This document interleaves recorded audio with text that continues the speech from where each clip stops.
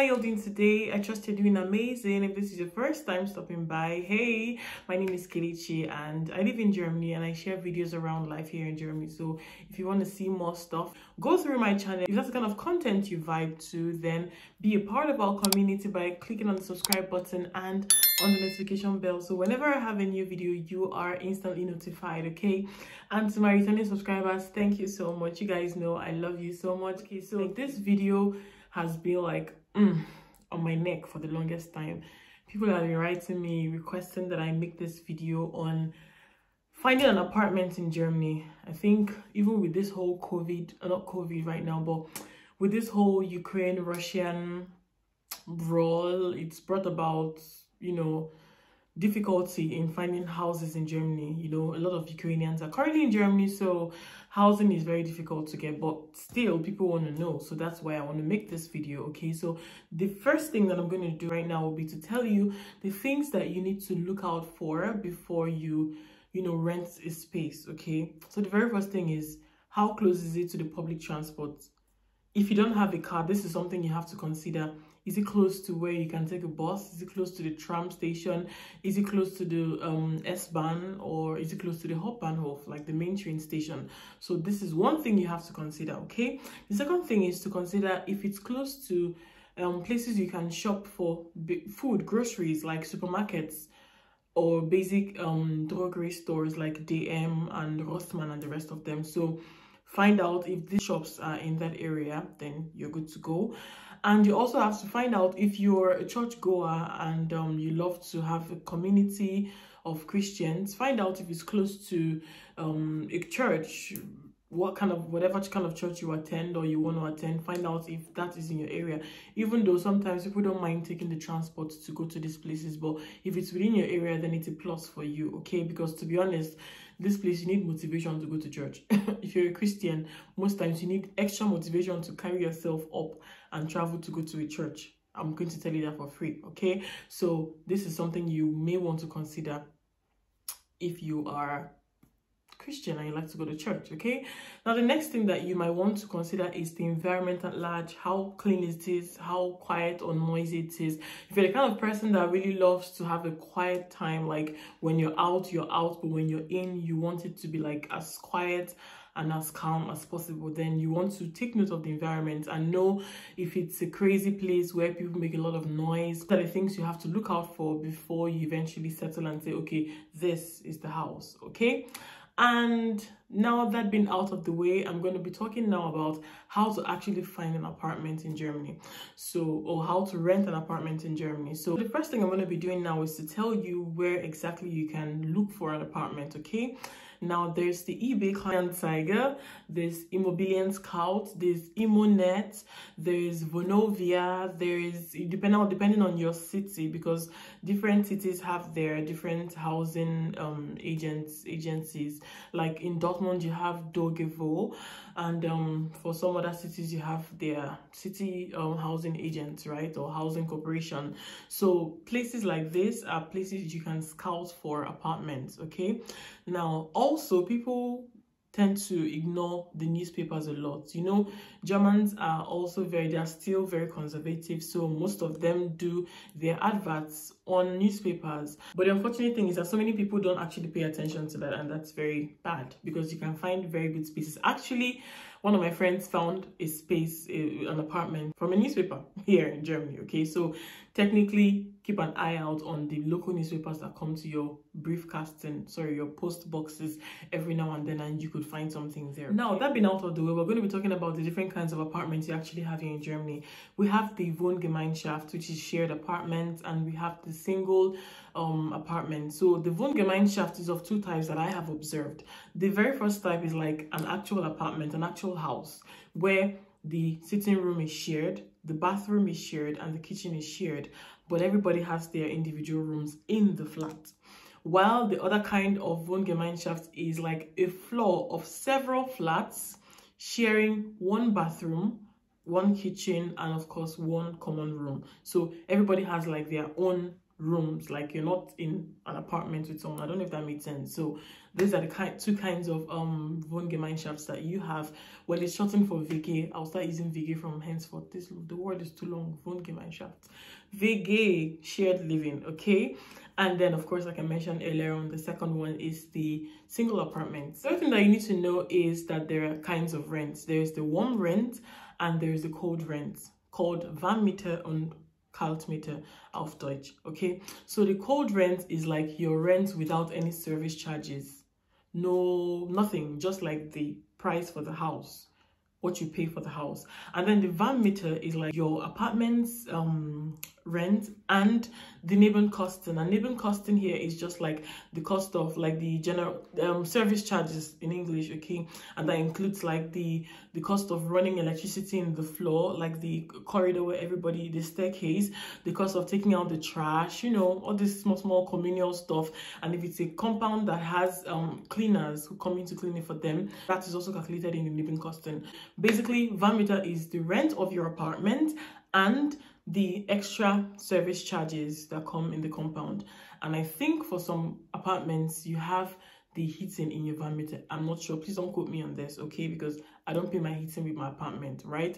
So yeah, that's that for the Kalt and the Warmmiete. And something is very important to note here, and that is the Kaution or the caution. So basically this is like paying, like the word caution, okay? So if you spoil anything within the period of your stay in that apartment, that money would be separate, like whatever value of what you damaged will be taken out of your caution and the money refunded to you. So this caution or security deposit is like 3 times your Kaltmiete. So take for example, your Kaltmiete or your cold rent is 500 euros. That means that you are paying 1,500 for caution. So if you're spoiling something at the end of your 1 or 2 or 3 years stay in the building or in the house, and that thing you spoiled is having a value of 1,000 euros or 500 euros, that money will be subtracted from your caution or your security deposit, and then you would have the balance, okay? So that's that for the rent. Now coming over to how to apply. The application process is slightly different from the single apartment application process, okay? Now for the VG, it's more personalized, like especially the ones where you are like living in the same space with the other people, like where you have flatmates, so to say, okay? That one is more personalized because you literally you are invited to an interview and then you tell them about yourself. I know it's very formal, but this is Germany, okay? So you tell them about yourself and then basically it's just like a vibe check, right? And if the vibe and the energy is matching, then they consider you, and then boom, that is it, okay? Of course, you are an Untermieter. So what that means is that the house is being subletted to you, so to say. There is one main person whose name is like in the house contract, okay? So you guys who are flatmates get to pay your rent to that main person who pays the rent to the landlord. Did you get that? I hope you did. Okay, now that's been out of the way. For the other kind of VG where everybody has their individual rooms and there's no contact whatsoever except in the kitchen or in the common room, like where everybody has their single rooms in on the floor, on a certain floor, that one is different. You pay your rent directly to the hostel management or whatever it is, okay? And the application of that one is also different in the sense that you submit your application form that you would receive, as well as your proof of studentship. Like you have to prove that you are most of the time these are like school hostels, okay? So you have to prove that you are a student with your Studienbescheinigung. What's the English translation? I'll get the English translation and put it here, but you have to submit your application alongside that, so you are considered and given a spot. Now the second kind, which is the single apartment, is slightly different, and that one can be slightly more difficult to find. So let me point this out. It's a lot easier to find a VG than it would be to find a single apartment. If you're looking to get a single apartment, it could get tricky, like it could get a little bit tough for you to find, especially like I said now with this whole, you know, Russian-Ukraine brawl. That being said, the very first step to applying for the single apartment is, of course, looking out for an apartment like on the sites that I mentioned, like eBay Kleinanzeigen or Immonet, ImmoScout. And then when you found something, you have to write to them and let them know that you have interest, okay, in viewing the apartment. And usually the competition is super high. So try. I know that most of them can speak English, especially these corporations like the big housing corporations. Most of them can speak English, but those on Kleinanzeigen are usually individuals who have their houses there. They want to rent it, like landlords who want to rent their apartment. So you should try to make your application in German language, even if it means you're using Deutsch translator, English German translator. Try to make your application in German language, because it's enough that the landlords are king right now, like there's no apartment, and you're not coming to apply in English. You just may not get the chance. You may have to kiss the opportunity goodbye. But if you want to stand a chance, then please apply in German language. And yeah, if you're lucky and I don't know, something is just in their head, they might just see your name or whatever and they can decide to call you or not to call you. So if you get a chance to go and view the apartments, you go, bearing in mind the factors I mentioned earlier on that should, you know, influence your decision to, you know, decide if you want to live there or not. You check it out, and if it's kind of stuff you want, then begins the application process. You receive the application form, you fill it, and then upon returning the application form, you submit it with certain documents, okay? And those documents include a valid ID card, your 3-month salary slip, and I mean, this is to confirm that you are able to pay for the apartment, right?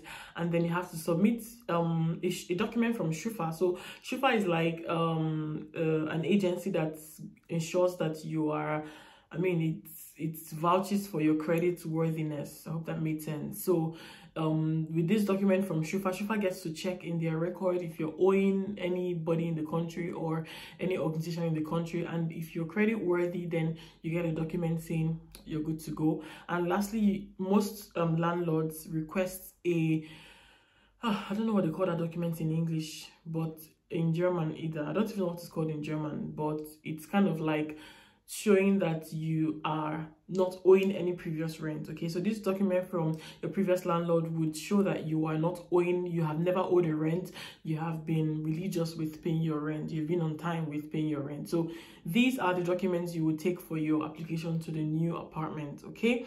After all this is done, application is done, and the time for your moving in gets close like a week before you are given the keys of the apartment to, you know, do your thing, arrange your apartment the way you want, and voila, the process is over. So guys, that was that for this video. I hope I tried to break it down as much as I could and as much as I know, and I really hope it's helpful to someone out there. I mean, those of you who have been on my neck, make a video around the housing in Germany. I hope this helps you, okay?